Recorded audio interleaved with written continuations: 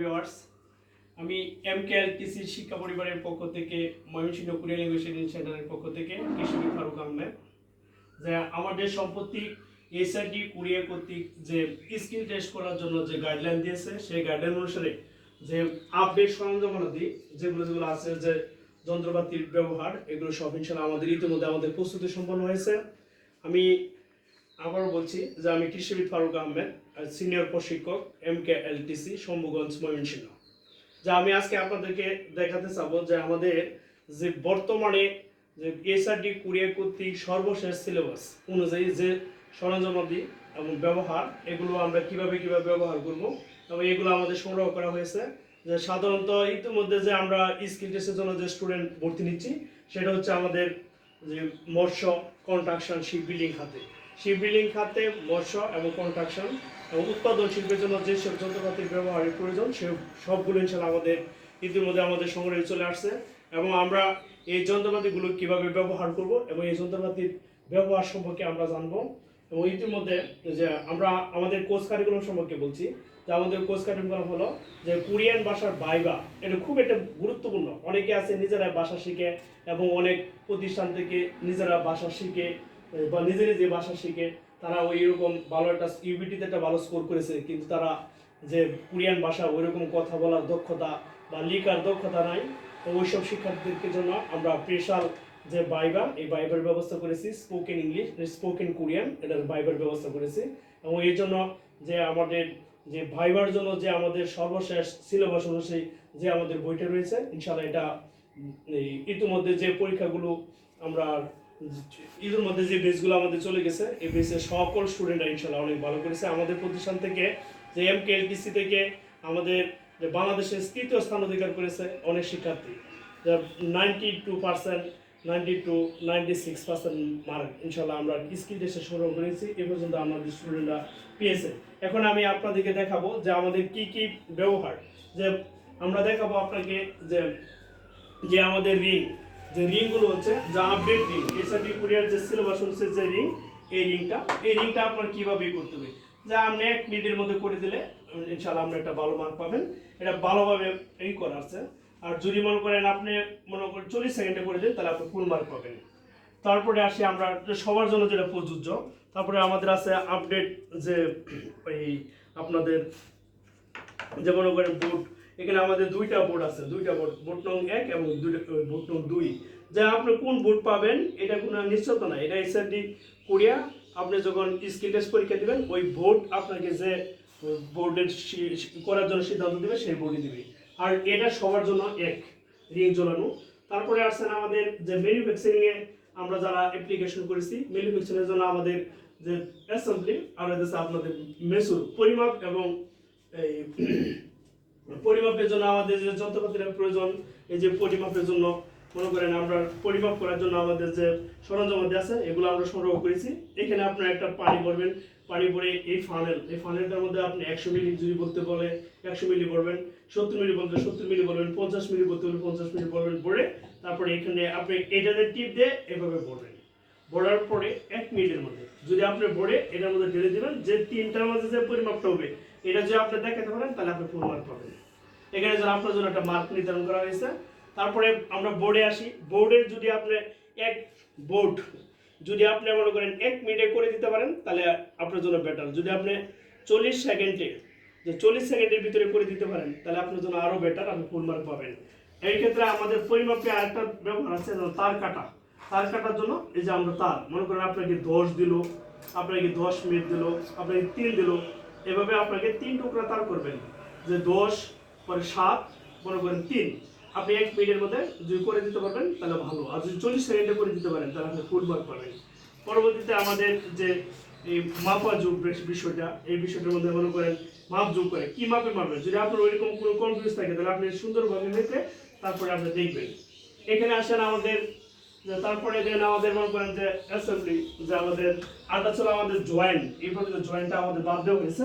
যে আমরা জয়েন্টের জন্য যে মনে করেন এখন অ্যাসেম্বলি এই বোর্ডগুলো 5টা ক্যাটাগরি থাকে, A B C D category থাকে। আপনি 4টা নাট আপনি A B C D E এই পর্যন্ত থাকে, এই পর্যন্ত যে কোনো ক্যাটাগরি একটা আপনাকে বলবে যে আপনি ওই ক্যাটাগরিটা করে দেন, ওই ক্যাটাগরি অনুসারে আপনি নাটটা টাইট দিবেন, তার দিয়ে আবার খুলে দিবেন। এখানে নাইকি থাকে, নাইকি গার্ড, তারপরে থাকে আপনার যে লং টার্ম যে স্কোর্স এটা চারটা থাকার পরে আপনি খুলে দিবেন। এলকি সিস্টেম, যে এলকি নাটগুলো আপনি কিভাবে খুলবেন, খোলার পরে কি পরিমাণে মনে করেন যে আপনি এই মাপ অনুসারে আবার খুলে দিতে হবে, এই সিস্টেম করে আপনাকে দেওয়া হয়। তাহলে আমাদের মোটামুটি মনে করেন যে অ্যাসেম্বলি গেল। এখন মনে করেন যে আমরা হাতের, এটা সর্বজন স্বীকৃত সবার জন্য আমাদের ডিজিটাল, এটা অনেকে এইভাবে টান দেয়, আসলে এইভাবে টান না, এই টানটা হবে আপনার যে এভাবে, হাতটা এভাবে রেখে এইভাবে টানতে হবে, এভাবে। আমরা পরবর্তীতে আবার দেখিয়ে দেবো যে প্র্যাকটিস করার জন্য যারা আমাদের যে অ্যাভেলেবল যে প্র্যাকটিস, এটার জন্য মনে করেন আপনি টানবেন।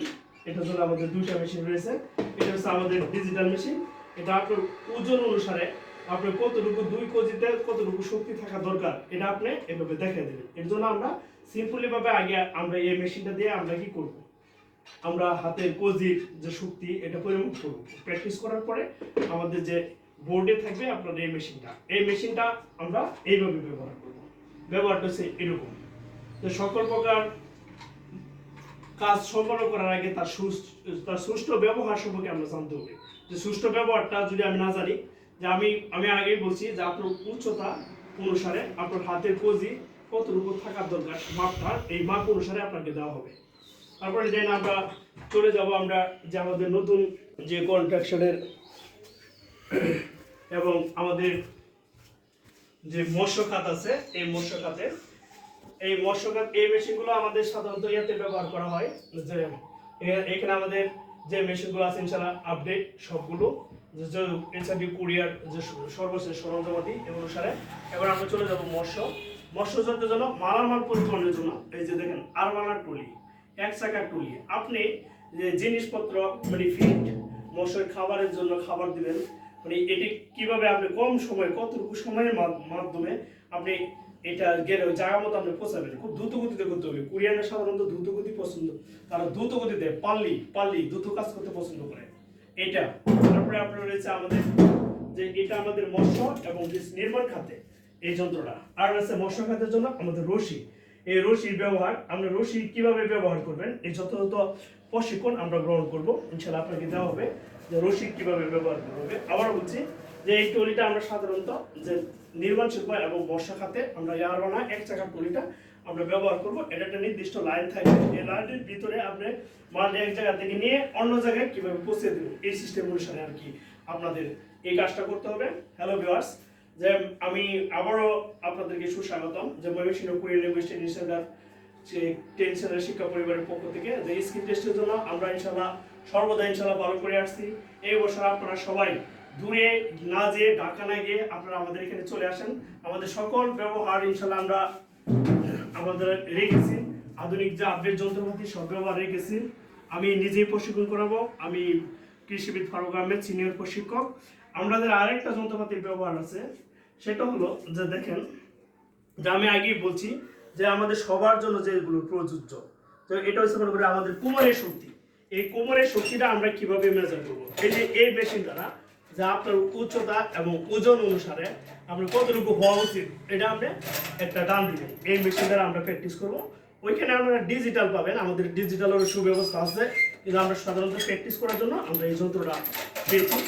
আমি আবারও আপনাদেরকে আমাদের যে প্রিপারেশন সম্পর্কে বলতেছি যে ইতিমধ্যে এসআরডি কোরিয়া আমাদেরকে যে সর্বশেষ গাইডলাইন দিয়েছে আমাদের মৎস্য কনস্ট্রাকশন আর শিপ বিল্ডিং খাতে, যে সাধারণত এইসব খাতে আমাদের যে যে যন্ত্রপাতিগুলোর মানে প্রয়োজন আপডেট, এই যন্ত্রপাতিগুলো ইনশাআল্লাহ আমরা ইতিমধ্যে সংগ্রহ করেছি সবার জন্য। যেগুলো যেমন বলছি এই যে এটা হলো সবার জন্য, আপনার শারীরিক সক্ষমতা দেখার জন্য, এটা সবার জন্য।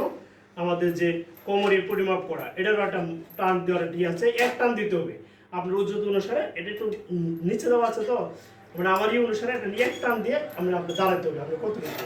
এটা সবার জন্য, এটার জন্য একটা মার্ক আছে বা একটা মনে করেন আপনার যে আপনার বডির টেক্সচার অনুসারে কতটুকু ওজন আপনার উত্তোলন করার সক্ষমতা সের উপর ভিত্তি করে আপনাকে মার্ক দেওয়া হবে। যদি আপনি করেন বোর্ডগুলো, এই বোর্ড সবারই প্রয়োজন, বোর্ডগুলো সবারই লাগবে।